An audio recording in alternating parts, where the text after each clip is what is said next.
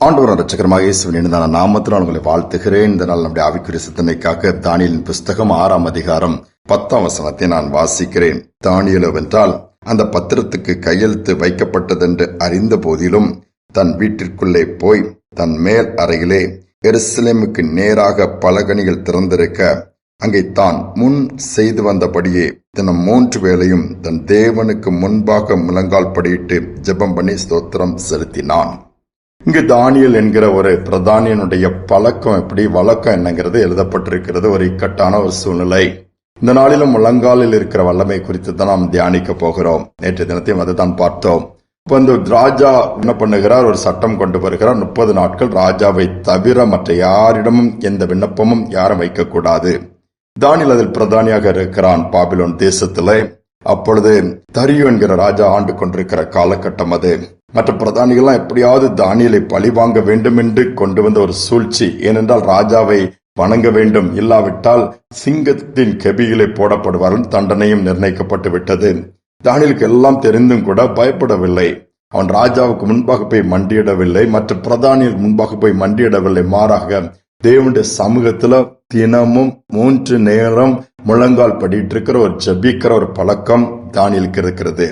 இந்த முழங்காலினுடைய பலம், முழங்கால் ஜெபத்தினுடைய வல்லமை கொஞ்சம் வித்தியாசமானது. அது அசாதாரணமான காரியங்களை செய்யக்கூடியது. எந்த ஒரு காரியத்திலும் முழங்காலில் நின்று தேவனுடைய சமூகத்தில் ஜெபிக்க கற்றுக்கொண்டவர்கள் நிச்சயமாகவே ஜெயிக்கிறவர்களாக தான் இருப்பார்கள். சூழ்நிலை சாதகமாக இருக்காது, உண்மைதான். சத்துருக்கள் எழும்புவார்கள், உண்மைதான். அவைகள் எல்லாவற்றையும் தாண்டி இவர்கள் ஜெயிப்பதோடு மட்டுமல்ல, இவர்களுக்கு வேண்டிய கனத்தை கர்த்தர் கொடுத்து சத்துருக்கள் இவர்கள் முன்பாகவே அழிக்கப்படுகிறதை பார்க்கும்படியாகவும் கர்த்தர் செய்வார். நடந்தது என்ன? தானியேல் ஜெபிக்கிறதை ராஜாவிடம் சொன்னார்கள். நேராக சட்டத்தின்படி சிங்கக்கெபிகளை போட்டார்கள். சிங்கம் தானியேலை ஒன்றும் செய்யவில்லையா? பின்பு தானியேல் விடுதலை ஆக்கப்படுகிறார். அவனை குற்றம் சாட்டின அத்தனை பேரும் குடும்பத்தையே உள்ளத்துக்கு ராஜா போடுகிறார். அத்தனை பேர் அந்த சிங்கங்கள் காலி பண்ணிவிட்டது. ராஜாவுக்கு பாருங்கள் எவ்வளவு ஆச்சரியம். அதோடு மட்டுமல்ல, தானியேல் தேவன் என்று சொல்லுகிற அளவு சூழ்நிலை மாறிவிட்டது. காரணம் என்ன தெரியுமா? அந்த முழங்கால் ஜெபத்தினுடைய ஒரு வல்லமை. இந்நாம முழங்கால் என்று ஜெபித்தோம்னா நிச்சயமாகவே அதனுடைய வல்லமை சத்துருவின் அஸ்திபாரங்களை அசைக்கும். அதனுடைய வல்லமை சிங்கங்களின் வாயை கட்டும். அதனுடைய வல்லமை சூழ்நிலைகளே நமக்கு சாதகமாய் மாற்றிவிடும். சத்துருக்களின் சதி திட்டங்களை ஒண்ணுமில்லாமல் அதை அப்படி அபத்தமாக்கி போட்டுவிடும். இன்னைக்கு அந்த ஒரு பழக்க வழக்கம் 3 நேரம் அவன் முழங்கால் படியிட்டு ஜெபம் பண்ணி தேவனுக்கு ஸ்தோத்திரம் செலுத்தினான். நாம் ஏன் முயற்சி எடுக்கக்கூடாது? ஸ்காட்லாந்து தேசத்திலே மேரி என்கிற ஒரு ராணி ஆண்டு கொண்டிருந்த காலம் அது. அங்க ஒரு வாலிபன் ஜான் நாக்ஸ், அவன் ஜெபிக்கிறவன்.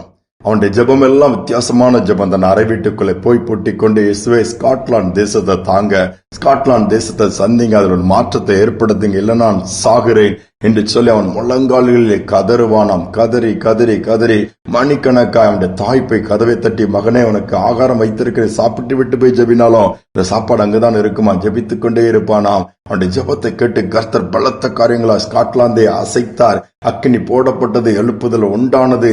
ஏராளமான பேர் ஸ்காட்லாந்து தேசத்திலிருந்து மிஷினரியில உலகமெங்கும் போனதை நம்ம அறிந்திருக்கிறோம். நம்முடைய தேசத்துக்கு வந்திருக்கிறாங்க. இப்போ அங்க ஆண்டு கொண்டிருக்கிற ராணியுடைய ஆட்சி கொடூரமான ஒரு ஆட்சி.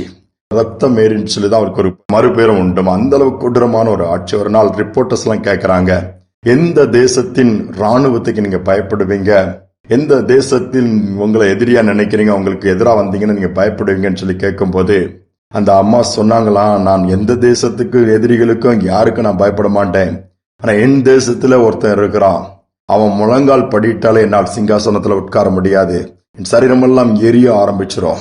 அவன் தான் ஜான் நாக்ஸ். அவனுடைய முழங்காலுக்கு ஜெபத்திற்கு நான் பயப்படுறேன் அப்படின்னு சொன்னாங்களாம். பாருங்க, ஒரு ராணியே அங்க அரண்மனையில இருக்கிறவங்க, இவன் ஒரு சின்ன ஒரு இடத்துல ஒரு வீட்டுக்குள்ள ஒரு அறைக்குள்ள ஜெபம் பண்ற ஒரு வாலிபன், அவனுடைய முழங்காலின் ஜெபம் அரண்மனையில இருக்கிற சிங்காசனத்தை அசைக்குது. யோசித்து பாருங்க. அப்ப நமக்கு எவ்வளவு கிருபை, எவ்வளவு வழிகளை கர்த்தர் வைத்திருக்கிறார். அவைகளை ஏன் நாம் பின்பற்றக்கூடாது? அவைகளை ஏன் நாம் செய்து பார்க்க கூடாது? அப்படியே நாம் ஜெபிக்க கூடாது? செய்வோம் என்று சொன்னால் சூழ்நிலையை கர்த்தர் மாற்றுவதோடு மட்டுமல்ல, சத்துருக்கள் நம்மை பார்த்து அலறும்படியாய் பயப்படும்படியாய் வைப்பாரு.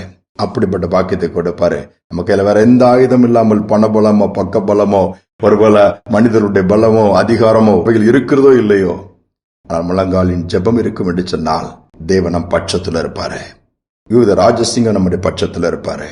அங்க பலத்த காரியங்கள் நமக்காய் செய்வார். ஜெபிப்போம். அன்பின் தகப்பனே, இந்த புதிய நாளை கொடுத்திருக்கீங்க பவுலத்தின் ஆழத்தில் நன்றி செலுத்துக்கிறோம்.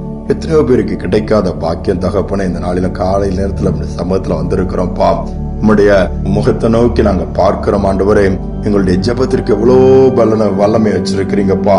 எங்கள் முழங்காலின் ஜெபத்திற்கு எவ்வளவோ கிருபைகளை வச்சு பலத்த காரியங்களை செய்யக்கூடிய பாக்கியத்தை வச்சிருக்க. அதை நினைச்சு நன்றி செலுத்துகிறோம்.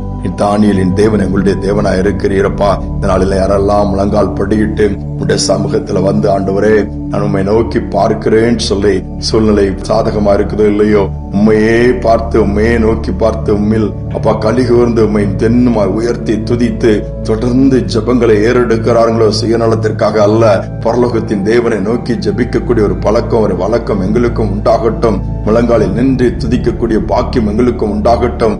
உடம்பு இப்படி இருக்க முடியலன்றதை சாக்கு போக்கலாம் சொல்லாதபடி இயேசுவுக்காய் எங்கள் முழங்கால்கள் முடங்கி உம்மை நோக்கி பார்க்கக்கூடிய அப்படிப்பட்ட ஒரு சிந்தை உண்டாகட்டும்பா. இதனால முழங்கால் படிட்டு ஜெபிக்கிற பிள்ளைகள் எல்லாம் நினைவு கூறுங்க. யாரெல்லாம் முழங்கால் நின்று எவ்வளவோ ஜெபித்துட்டேன் பதில் இல்லைன்னு சொல்லி சோர்ந்து போன பிள்ளைகளுக்கு இன்னைக்கு உடைய கிரியைகளை காண்பீங்கப்பா.